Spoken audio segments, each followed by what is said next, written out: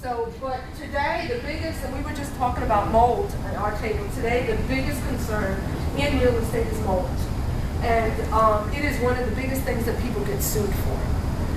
So when you sell your house, if I had that wall like that, I would just leave it like that.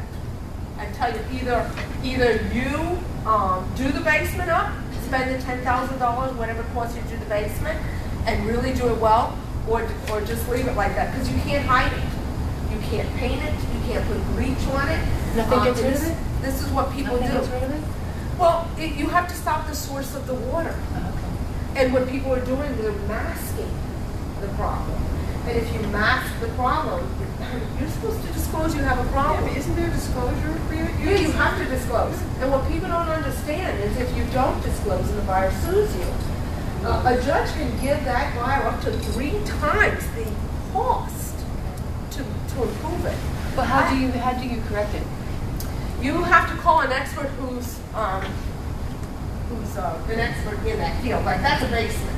And when I look at that and it's a corner, I'm thinking the water's probably, it could be drain spouts, sometimes it's drain spouts, sometimes the swell is coming toward the inside.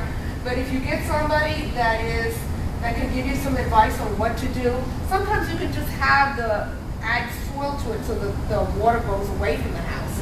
And that's a good thing to do. But sometimes you have to do more.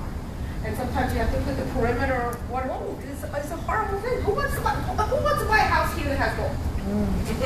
I mean, you may have mold in your house. And by the way, if you have mold in your basement, if you know that if you have a basement like that,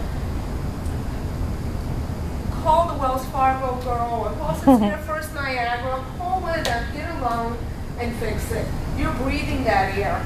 And everything in your house is getting moist, and it goes up. You know, you got the heater running, and it takes all that stuff upstairs.